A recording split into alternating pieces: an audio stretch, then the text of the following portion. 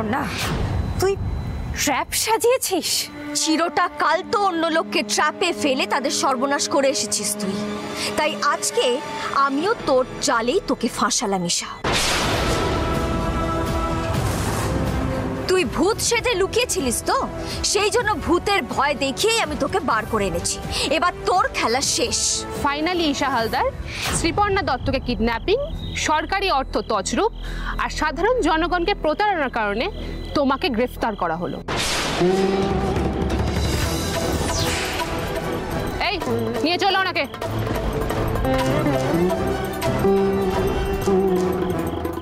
ছাড়ো, জেলে যাব না আমি। ছাড়ো, চুপ, ছাড়ো, একদম চুপ। তুই জেলে যাবি না তো কোথায় যাবি? হ্যাঁ, বারবার তুই অপরাধ করে পার পেয়ে গেছিস, আর তারপরে তোর অপরাধের সীমা আরো বেশি বেড়ে গেছে। কিন্তু আজকে তুই সমস্ত সীমা অতিক্রম করে ফেলেছিস আমার মেয়ের দিকে হাত বাড়িয়ে। তুই তোর নিজের কবর নিজে খুঁড়েছিস ঈশা। এবার বাকি জীবনটা জেলের ভাত খেয়ে কাটা গিয়ে। নিয়ে জানুকে। ছাড়ো, ছাড়ো, যাবো না আমি। লাইভ রিপোর্টিং করছে, আপনারা দেখতে পাচ্ছেন। অবশেষে গ্রেপ্তার হলেন জননেত্রী ঈশা হালদার। ওনার বিরুদ্ধে গ্রেপ্তারি পরোয়ানা আগেই জারি হয়েছিল, কিন্তু উনি এই বাড়িতেই গা ঢাকা দিয়েছিলেন আর এখানকার লোকজনকে ভূতের ভয় দেখিয়ে এখান থেকে দূরে রাখছিলেন। ফাইনালি শয়তানটাকে বোতলবন্দি করা গেল, কি যে শান্তি লাগছে। এবারে ঈশার আর বাঁচার কোনো রাস্তা ছিল না, একদম মোক্ষম চাল দিয়েছে বন্যা। অনেকদিন আগে ঈশার এই দিনটা দেখা উচিত ছিল সৃজন। দিদি বলছি বর্ষাকে ফোন করে জানাই, বুঝলি, যে ঈশার খেলা শেষ। হ্যাঁ, আমিও বরং বাড়ি ফেরার ক্যাবটা বুক করি। ছাড়ো, ছাড়ো, ছাড়, ছাড়ো।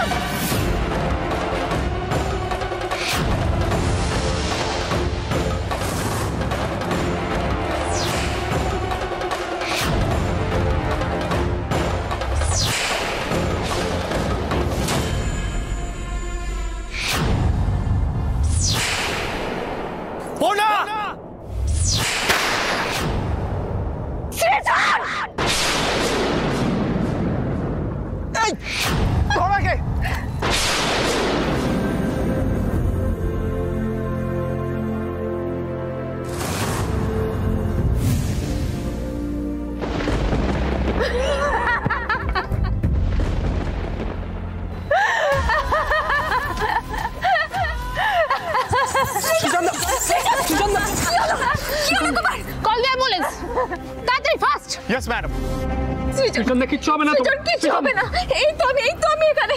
টাকা আমার থেকে সৃজন যোগ করলো। তো সৃজনকে শেষ করে দিয়েছি পড়না, সৃজনকে শেষ করে দিয়েছি। সৃজন তাকাও আমার দিকে। বন্যা, এই তো আমি, আমার দিকে তাকাও সৃজন, তাকাও। সৃজন চোখ খোলো, সৃজন চোখ খোলো। সৃজনটা চোখ খোলে কিচ্ছু হবে না তোমার। ঈশা, তোকে আমি ছাড়বো না, শেষ করে ফেলবো তোকে। কি করবি পড়না? হ্যাঁ, কিচ্ছু করতে পারবি না তুই, কিচ্ছু না। এই তো আমি এখানে আছি, তোমার কাছে আছি।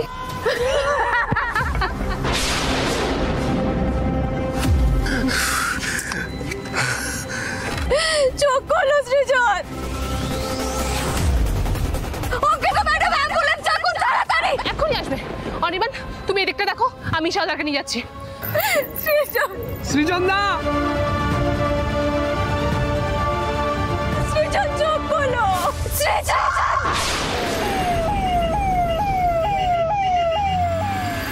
Doctor, doctor, doctor. সৃজন চোখ খোলো। বাবু, সৃজন, সৃজন, আমাদের সর্বনাশ হয়ে গেল, আমাদের সৃজন। বাবু, বাবা। ও মাই গড, এ তো প্রচুর ব্লাড লস হয়ে গেছে, সিরিয়াস কন্ডিশন। ডাক্তার বাবু, ওর বুকে গুলি লেগেছে। আপনি যেভাবে পারেন আমার সৃজনকে বাঁচান, সুস্থ করুন প্লিজ, কিছু একটা করুন ডক্টর। হোয়াট? গুলি? হ্যাঁ ডক্টর, আমার সামনেই ঘটনাটা ঘটেছে। আপনি ইমিডিয়েট ট্রিটমেন্টের ব্যবস্থা করুন, রিপোর্টিং আমি করে দেবো। Sister, operation table immediately ready করো। ডাক্তার বাবু, আমার বাবুটাকে বাঁচিয়ে দিন ডাক্তার বাবু।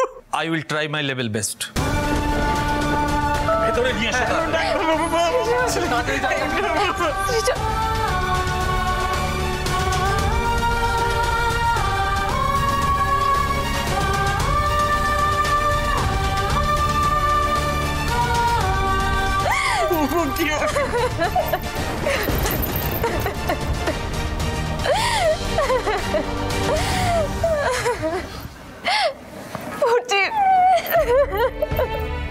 বাবুর বাবা, বাবুকে ফিরিয়ে এনে দাও, বাবুর বাবা ফিরিয়ে এনে দাও। দিদি, দিদি তোকে শক্ত হতে হবে।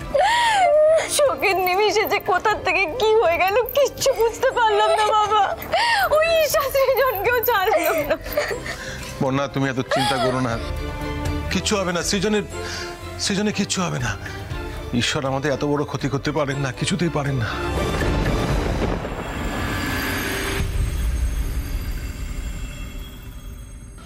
ওই যে ডাক্তারবাবু চলে এসেছেন। ডাক্তারবাবু, সৃজনের কি অবস্থা? হ্যাঁ ডাক্তারবাবু, আমার ছেলে বিপদ কেটে গেছে তো, বলুন না। ও ডাক্তার আঙ্কেল, তুমি চুপ করে আছো কেন? বলো না, আমার বাবা ঠিক হয়ে যাবে তো? দেখুন, সত্যি বলতে কি, পেশেন্টের কন্ডিশন কিন্তু খুব ক্রিটিক্যাল।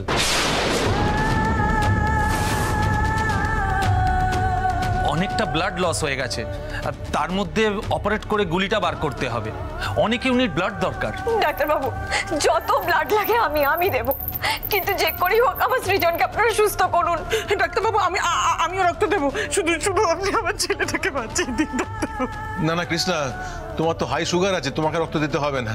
ডাক্তারবাবু, আমার রক্ত দিতে কোনো বাধা নেই, আমি রক্ত দিতে পারবো। আপনি শুধু আমার ছেলেটাকে বাঁচিয়ে দিন ডাক্তারবাবু। দরকার লাগলে আমরা সবাই রক্ত দেব, কিন্তু সৃজনদার যেন কিছু না হয় ডাক্তারবাবু। আমরা আমাদের দিক থেকে সব রকম চেষ্টা করব। Hope for the best. আপনাদের ব্লাড টেস্ট করতে হবে রক্ত দেওয়ার আগে। আপনারা প্লিজ ওয়েট করুন, আমি ভেতরে ডাকছি আপনাদের। কি হবে গো? তুমি কেঁদো না, দেখবে বাবার কিচ্ছু হবে না। এই তো দাদু আর মা ভেতরে যাবে, বাবাকে রক্ত দিলে বাবা সুস্থ হয়ে যাবে। মা ঠিক বাবাকে ফিরে নিয়ে আসবে। দেখো, তোর মাই তো সমস্ত কর্মের মূলে, তোর মায়ের জন্যই তো হয়েছে এগুলো। কৃষ্ণা, তুমি আবার শুরু করলে? চুপ করো না। কেন চুপ করবো আমি? কেন বলো? আমি বারণ করিনি যে ঈশার পেছনে লেগো না, ঈশার পেছনে লেগো না, ও সাংঘাতিক জিনিস। আমার কথা শুনেছো তুমি? এই দিনটার জন্যই তো ও অপেক্ষা করছিল। এখন ওর সমস্ত কর্মের ফল আমার বাবুটাকে মুক্ত হচ্ছে। আপনারা আমার সঙ্গে আসুন। চলো। পুটি, ও পুটি, একবার বল না মা, তোর বাবা সত্যি সত্যি ঠিক হয়ে যাবে তো? হ্যাঁ গো, বাবা সত্যি ঠিক হয়ে যাবে। মন দিয়ে ঠাকুরকে ডাকতে হবে, তাহলে ঠাকুর আমাদের কথা শুনে বাবাকে সুস্থ করে দেবে।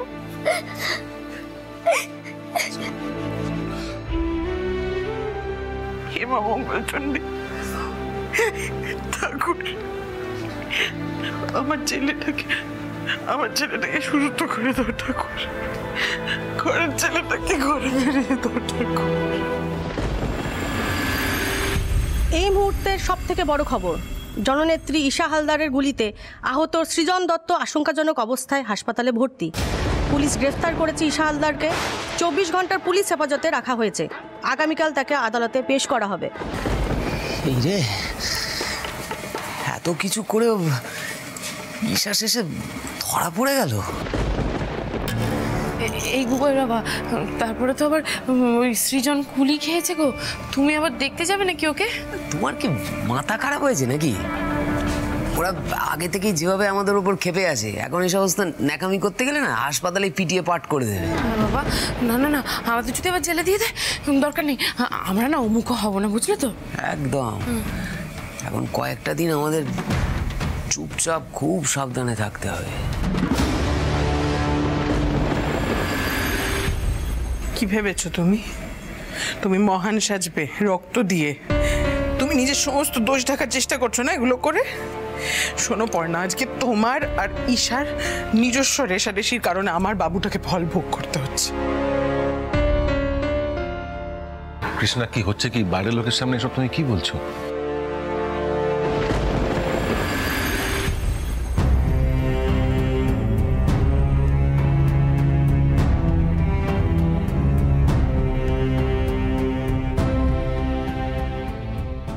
কেন ঠাকুর, কেন এমন করলে তুমি? বারবার একবার আমার স্বামী, একবার আমার মেয়ে, কেন এদেরকে আমার কাছ থেকে দূরে সরিয়ে নিচ্ছ তুমি? এমনিতেই তো আমার স্মৃতি হারিয়ে আমি অনেকগুলো দিন তাদের থেকে দূরে ছিলাম, কিন্তু তারপরেও তুমি আমার মেয়েকে আমার কাছ থেকে কেড়ে নিয়ে এত কষ্ট দিলে। আর এখন আমার স্বামীর এই অবস্থা করলে, কেন এমন করছো আমার সাথে? আর কত পরীক্ষা নেবে তুমি আমার? আর কত পরীক্ষা নেবে?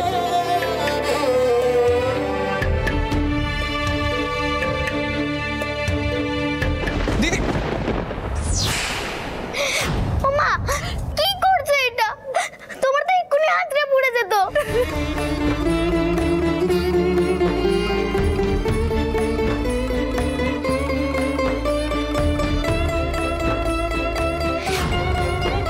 ওটির আলো অফ হয়েছে, তার মানে অপারেশন কমপ্লিট।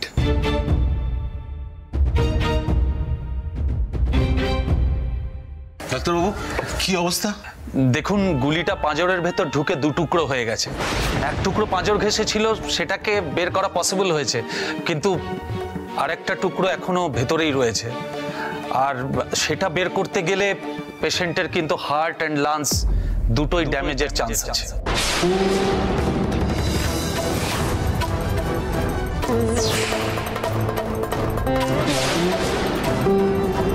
ডক্টর বলছে এখন তো মেডিকেল সায়েন্স অনেক অ্যাডভান্স হয়ে গেছে, অনেক রকমের ট্রিটমেন্ট বেরিয়ে গেছে।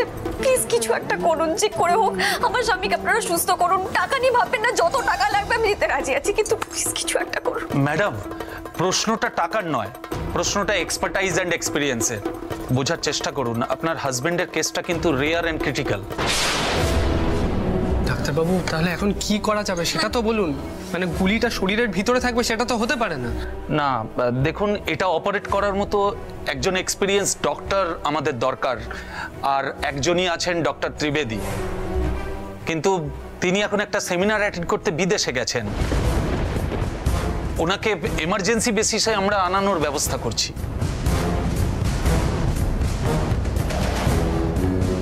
কিন্তু ডক্টর, তাতে তো অনেকটা সময় লেগে যাবে। দেখুন, উনি এসে না পৌঁছানো পর্যন্ত আমাদের ওয়েট করা ছাড়া আর কোনো উপায় নেই। আপনারা প্রে করুন ততক্ষণ যেন আমরা পেশেন্টকে লাইফ সাপোর্টে রাখতে পারি।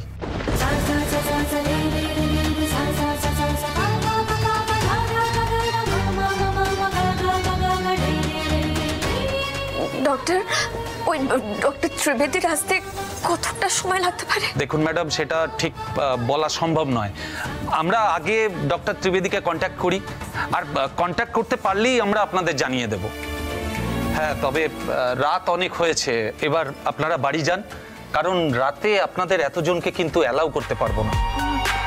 না না না না না, আমি আমি আমি বাড়ি যাব না, আমি কিছুতেই বাড়ি যাব না, আমি বাবুর কাছে থাকবো, আমি যাব না বাড়ি।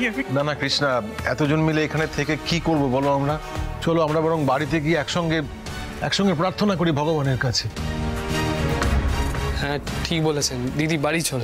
না না, কেউ তোমরা আমাকে বাড়ি যাওয়ার কথা বলবে না প্লিজ। আমি একটা কথা খুব ভালো করে জানি, আমি যতক্ষণ এখানে জেগে বসে থাকবো আমার সৃজন আমাকে ছেড়ে কোথাও যেতে পারে না। আমি জানি, তাই আমি এখান থেকে কোথাও যাব না। কিন্তু পর্ণা, তুমি এভাবে একা। বাবা প্লিজ বোঝার চেষ্টা করুন, আমি বাড়িতে গিয়ে একদণ্ড শান্তিতে থাকতে পারবো না। আপনারা চিন্তা করবেন না, আমি সিকিউরিটি অ্যারেঞ্জমেন্ট করে দিচ্ছি, কোনো অসুবিধা হবে না। আপনারা বরঞ্চ আসুন, আমি আপনাদের এগিয়ে দিই। দিদি, কোনো প্রয়োজন হলে অবশ্যই জানাবি। ফুটি, চল। আসো আসো, এসো এসো কৃষ্ণ, এসো এসো।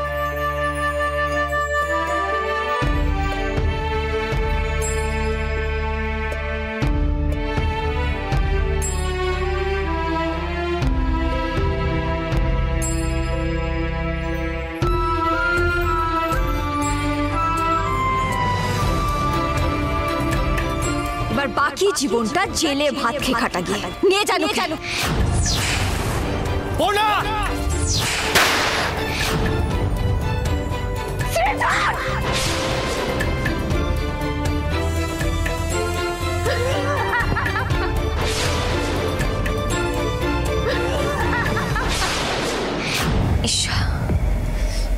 এটা তুই কি করলি?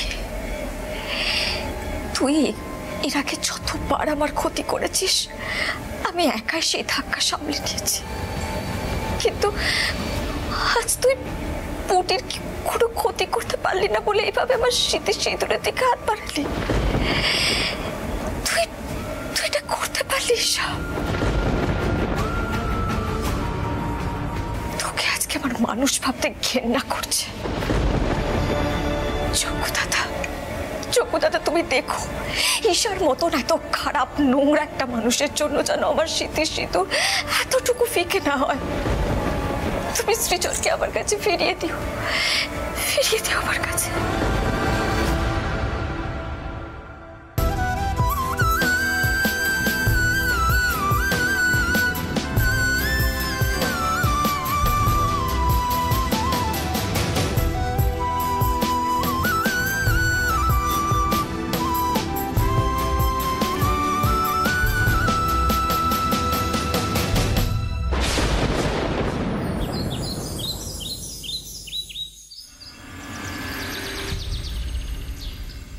ইয়েস ম্যাডাম, হ্যাঁ আমি পৌঁছে গিয়েছি।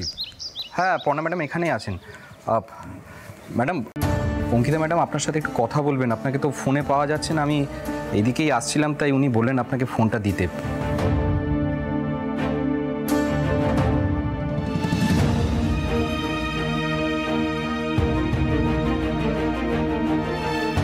হ্যাঁ ম্যাডাম বলুন। পর্ণা, তুমি কোথায়? মানে তোমার ফোনে পাচ্ছি না। আজকে ঈশার কেসটা কোর্টে উঠবে, তোমাকে যেভাবেই হোক একবার কোর্টে আসতে হবে। এসব আপনি কি বলছেন ম্যাডাম?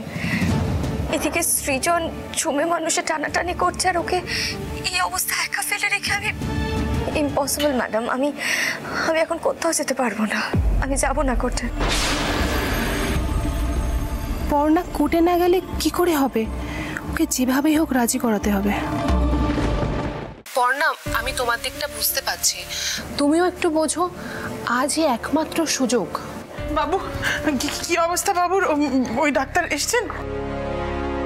অঙ্কিতা ম্যাডাম, এখন কোর্টে যাওয়ার মতন মানসিকতা আমার নেই।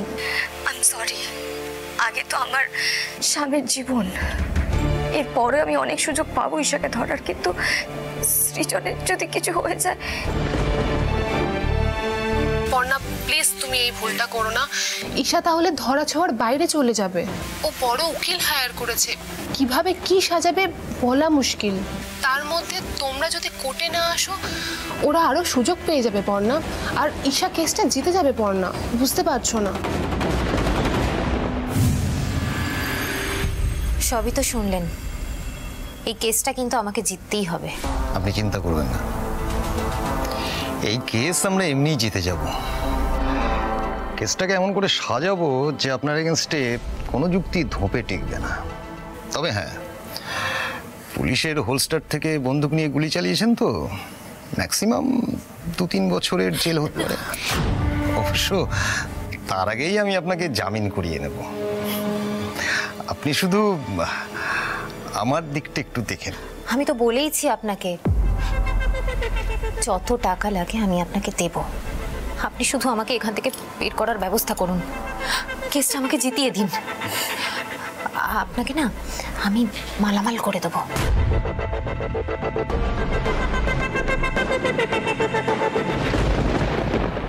কেন বুঝতে পারছো না পর্ণা? ঈশা হালদার তো তোমাকে গুলি করতে গিয়েছিল, আর সেটা লাগে সৃজনের গায়ে। আর পুটিকেও কিডন্যাপ করেছিল ঈশা, তোমরাই তো ওর বিরুদ্ধে মেন সাক্ষী, আই উইটনেস। আর তোমরা যদি কোর্টে নাই আসো তাহলে এই কেসও টিকতেই দেবে না, ছাড়া পেয়ে যাবে ঈশা। তুমি কি চাও না সৃজনের সাথে যে অন্যায়টা হয়েছে সেটার জন্য যে আসল দায়ী সে শাস্তি পাক?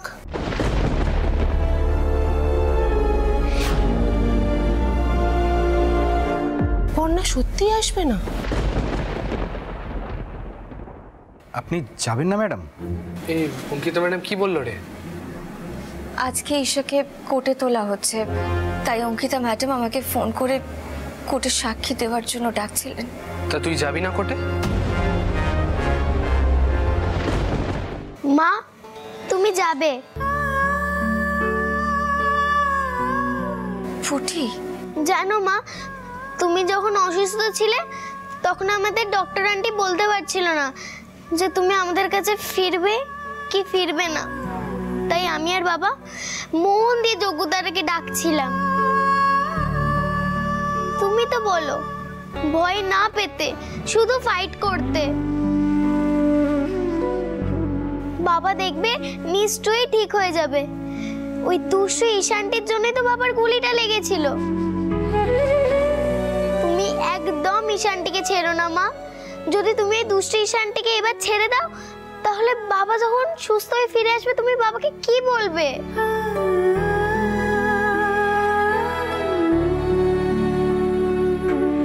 কবে যে আমার ছোট্ট নাতনিটা এত বড় হয়ে গেল বুঝতে পারিনি।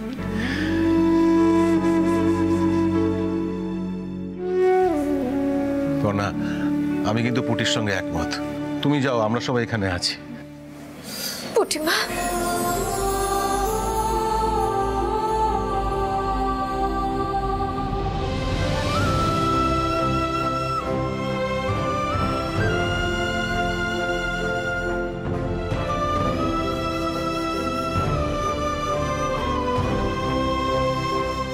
হে ঠাকুর, ঈশা যখন ধরাই পড়েছে তখন ওকে ছেড়ো না, আর আমার কোলের ছেলেটাকে আমার কাছে ফিরিয়ে দিও ঠাকুর। তুই যাবি তো কোর্টে দিদি? যাব।